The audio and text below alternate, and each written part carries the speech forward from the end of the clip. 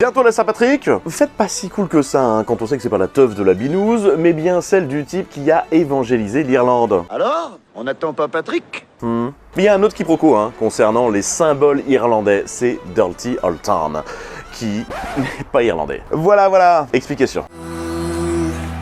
Dirty old town. Dirty old town. On est en 49 et ça a été écrit par Ewan MacColl.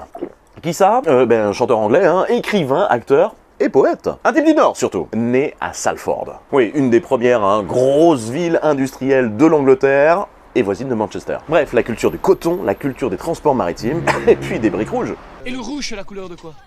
Le rouge, c'est la couleur du sang, le rouge, c'est la couleur des Indiens, c'est la couleur de la violence. C'est cette commune que l'on surnomme la vieille ville sale. Oui, insulte-moi en allemand, vas-y. MacColl, qui en fait s'appelle James Henry Miller, mais ça ne faisait a priori pas assez peuple. MacColl est communiste. Surveillé un temps par les services secrets, Pourriture communiste. et déserteur lors de la Seconde Guerre mondiale. C'est aussi un passionné de folk, jusqu'à même créer le premier club dédié, se marier à l'admisseur d'un des pionniers de la scène new-yorkaise, et puis de participer quelques années plus tard à la collecte de ballades traditionnelles pour qu'elles ne meurent pas dans l'oubli. Bref, un connaisseur. Mais revenons justement sur son tube folk écrit dans sa maison de Salford. Chanson servant d'intermède entre deux changements de décor d'une de ses pièces de théâtre, avec des paroles évoquant le déclin de sa ville natale, ses usines et son air pollué. En fil rouge, sans doute un amour perdu. Oui, ou comment, par métaphore, avec la transformation de la ville évidemment comme symbole d'un temps révolu, comment évoquer là le sentiment de perte et de nostalgie. Une émotion qui va rapidement trouver écho dans d'autres cultures. Dirty old town. Dirty old town. Le titre est d'abord repris par un duo israélien. Puis l'année suivante par, enfin, des Anglais. Avant évidemment que la liste ne s'allonge. Mais il faudra attendre 68. Tout le monde comprend quelle est la portée des actuels événements. 68, soit presque 20 ans après sa sortie pour que les premiers Irlandais se l'approprient. Puis 69 pour que d'autres l'implantent aux États-Unis. Et depuis, l'explosion. Oui, tu mettras la vidéo sur pause si tu veux tout lire. Dommage que MacColl, décédé en 89, n'ait pas su que U2, The Specials, Simple Minds ou alors le chanteur des Pixies, l'ont aussi chanté. Au moins, ça l'a épargné de découvrir ce qu'en ont fait les Frenchies.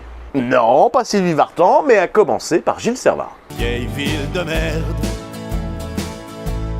Vieille ville de merde. Pourquoi, oui, cette chanson s'est autant exportée? D'abord parce que suite à la gueulante du conseil municipal, la référence à Salford a été gommée des paroles. Oui, on est passé de « ça sentait la fumée dans le vent de Salford » à « ça sent le printemps dans le vent en fumée ». Beaucoup de villes européennes et américaines ayant vécu le même déclassement industriel, c'était facile de s'identifier. On est là sur un hymne universel. Et on comprend mieux pourquoi. On peut à la fois l'entendre dans la série Soprano, oui, finalement, l'histoire d'un ancien monde mafieux s'adaptant aux questionnements modernes, et puis on peut aussi l'entendre à la tribune Boulogne du PSG, chialant la fin du monde avec le départ d'Mbappé. Non, je rigole, c'est antérieur, mais il n'empêche qu'il la chante quand même. Mais surtout, Dirty Old Town a amorcé le mouvement des Angry Young Men. Oui, des rejets de la société qui marquent la littérature british des années 50. Mais oui, le titre a souvent été utilisé lors de manifs ou de grèves, devenant ainsi un des symboles de la lutte contre l'injustice sociale ou économique. C'est bien donc l'histoire de peuple plus que d'une ville, l'histoire surtout de la condition ouvrière. Et alors, malgré les attaques dans les paroles sur la pollution, on célèbre plutôt ici le sacrifice à la cause, la vie en communauté plutôt que l'écologie. D'autant que, et là c'est plutôt sur la forme, avec ces fins de strophes qui sont un peu traînantes, et un chant qui fait office de mélodie, ce titre, il est idéal pour les reprises à plusieurs ou à tue-tête. En Irlande, cependant, le souci d'injustice dans les paroles, ça s'est mué en un appel à la réunification du pays. Et alors, vu que les Irlandais constituent l'une des plus grandes diasporas mondiales, cette chanson, elle illustre très bien l'ambivalence entre regret et manque. Au point même que beaucoup croient, encore aujourd'hui, même des Anglais, qu'elle évoque Dublin. Alors c'est pas étonnant, vu que le folk est régulièrement entendu dans les pubs, mais aussi grâce au succès de la version des Dubliners, qui font partie des premiers à la reprendre, mais la reprise la plus connue internationalement, c'est celle des Pogs. Et alors notamment parce que l'histoire du groupe va se mêler étrangement à celle des paroles. Dirty old town. It's a dirty old town. Alors les Pogues donc, bon, évidemment c'est pas le jeu des années 90, mais un groupe de folk irlandais formé à Londres. Avec un nom de groupe pourtant issu du gaélique irlandais et qui signifie Kiss My Ass. Mais aussi un chanteur anglais né de parents irlandais.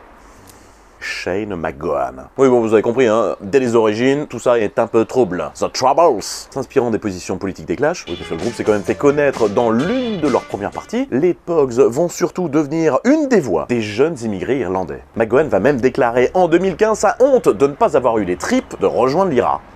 Leur reprise de Dirty Old Town est donc une fronde en plein air Thatcher. Mais si, cette première ministre anglaise aux réformes économiques radicales, dont le nord du pays, comme Salford notamment, a beaucoup souffert, le tout en parallèle d'une aggravation du conflit irlandais. D'autant que, comme McCall, les Pogues ont aussi connu la censure de certains de leurs titres par la BBC. Eh oui, coup double! Présente sur le deuxième album du groupe, Dirty Old Town est produite par Elvis Costello. Et alors c'est produit sous un format très live, très acoustique, renforçant alors son authenticité. Un deuxième album dont le titre s'inspire d'une citation d'un autre Premier ministre, Churchill. Oui, c'est à propos des traditions de la marine et qui, pour le batteur, semblait une excellente définition du groupe, c'est-à-dire sodomie, rhum et fouet. Ok, mais notons que cette reprise, elle est plus rapide, elle est plus énergique que l'original. Elle intègre un accordéon et une mandoline pour faire un son unique. Deux marqueurs qui en troublent aussi l'origine, The Troubles. L'ironie, c'est que la fille de McCall épousera le producteur du troisième album des Pogues. Voire même, eh oui, c'était elle, chantera avec eux.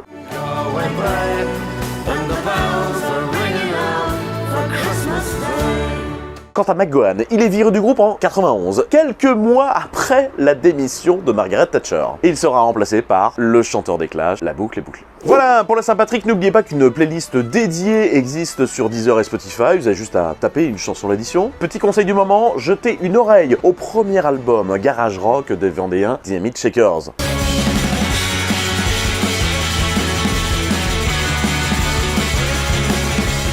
Merci à celles et à ceux qui me soutiennent, c'est trop dur, c'est trop dur. Allez, à très vite. Abonne-toi,